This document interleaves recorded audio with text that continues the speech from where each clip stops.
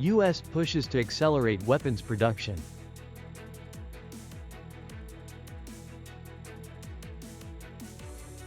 Nghệ An ready for the national election day.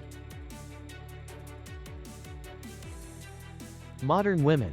Confident and empowered. Hello everyone, you're watching today's news on NTV channel. My name is Đăng. Let's get started. U.S. President Donald Trump on March 7th met with leaders of 7 major defense corporations to accelerate weapons production. Posting on Truth Social, President Trump said leading defense companies had agreed to quadruple the production of strategic weapons currently used by the U.S. military in ongoing operations. According to the president, the expansion of weapons manufacturing had in fact begun around 3 months earlier. Several arms factories and production lines have already been deployed or are being put into operation to meet rising defense demands.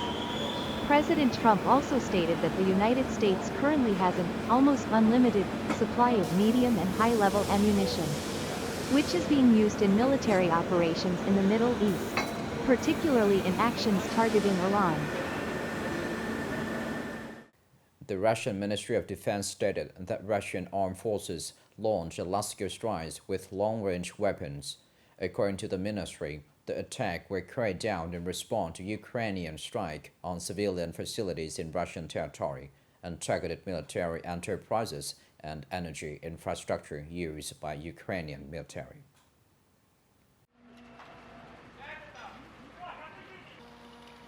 According to the ministry, Russian forces struck Ukraine's transport infrastructure as well as temporary deployment sites of Ukrainian troops and foreign mercenaries, destroying one Mi-8 helicopter of the Ukrainian Air Force.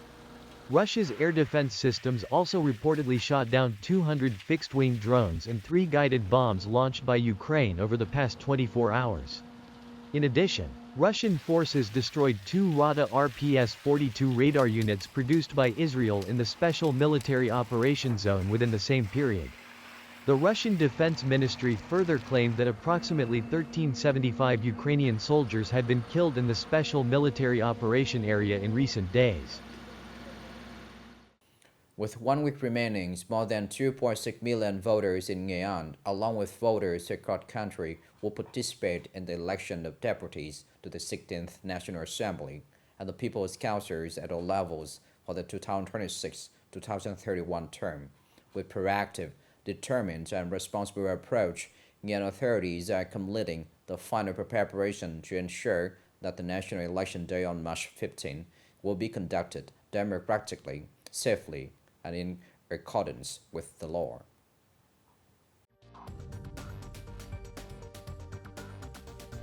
Early on, Nghệ An established the Provincial Election Steering Committee with 25 members, headed by the provincial party secretary, assigning responsibilities under the principle of clear responsibilities, clear tasks and clear areas. The Provincial Election Committee has been consolidated with 36 members to ensure unified and centralized direction. All 130 communes and wards across the province have established election committees in accordance with legal regulations. Province-wide, 3,123 polling stations and the same number of election teams have been set up, creating the most convenient conditions for voters to exercise their civic rights. Notably, 55 polling stations in 12 border communes are fully prepared for early voting, demonstrating flexibility and readiness in all situations. Voter meetings and campaign activities have also been renewed with more diverse formats, including in-person events and combined in-person and online meetings, helping expand public access to information. Police and military forces have developed early and proactive plans to ensure security. The medical sector is on standby, and election teams have received thorough training on handling possible situations. The overarching approach is comprehensive preparation to avoid any unexpected situations and to ensure the election is conducted safely and in full compliance with the law. Coming up next are some updated news. The Nghệ An Provincial People's Committee has instructed departments, sectors and localities to urgently implement the 2026 socio-economic development tasks. review growth scenarios, and focus on removing difficulties for production and business, aiming for a growth rate of 10.5 to 11.5%. The province also requires agencies and localities to speed up key projects and strive to disburse 100% of the 2026 public investment plan.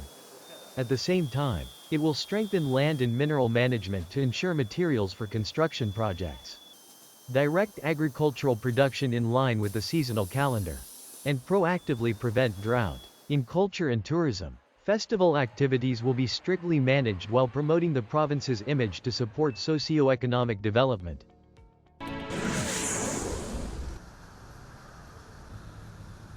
The Domestic Market Management and Development Department under the Ministry of Industry and Trade has issued urgent document number 587 announcing changes to the fuel price management mechanism under Government Resolution number 36. Notably, when the base price of any fuel product increases by 7% or more compared with the previous adjustment period, the Ministry of Industry and Trade will coordinate with the Ministry of Finance to adjust prices immediately in line with global market developments. If the base price rises by less than 7%, price management will remain on the regular schedule every Thursday in accordance with Decree 80. The price components must be submitted by the Ministry of Finance in written comments before 12 p.m. on the day of the adjustment.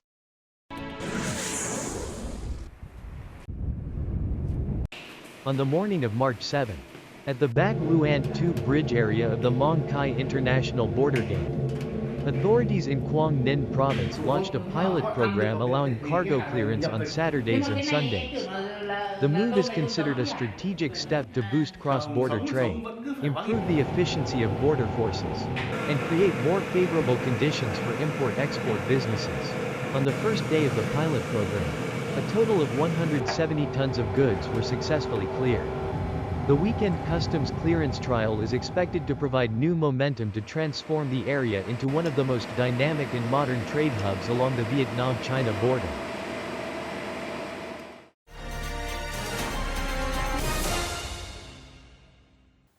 In modern society, women not only care for their families, but also play an increasingly important role in many areas of life. Confident, dynamic, and willing to express themselves, many women in Nghệ An represent the image of today's modern women. By continuously learning and adapting to new trends, they are developing their careers while spreading positive values in everyday life. Their efforts have shaped the image of the modern woman in society.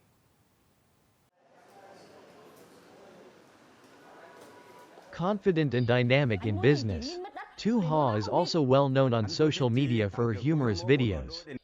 Through lighthearted stories from everyday life, often featuring her husband and colleagues, many of her clips bring laughter and spread positive energy to viewers. At first, I felt a bit shy appearing on camera, but over time I got used to it. Now I find it enjoyable. My work has grown, and it has also helped me become more confident. I always support and accompany my wife on her career journey, keeping pace with technology trends. Bui Hien in Tan Vinh Ward, like many women today, has learned to make use of social media to expand her career and further develop herself. Alongside taking care of her family and job, she also spends time exercising and looking after herself. For Hien, a modern woman is not only successful at work but also knows how to love and invest in herself. Besides dedicating time to work, I believe that for women, taking care of one's appearance is also very important. Women should pursue a sport that helps improve both physical health and mental well-being, so they can feel confident and truly shine. Amid the flow of modern society, women are steadily affirming their roles and positions across many fields. Whether in the family or in community life, they carry with them confidence, resilience, and the aspiration to move forward. From these simple yet meaningful contributions, the image of today's woman continues to shine, each in her own unique way. This is the end of the show today. Thank you for watching.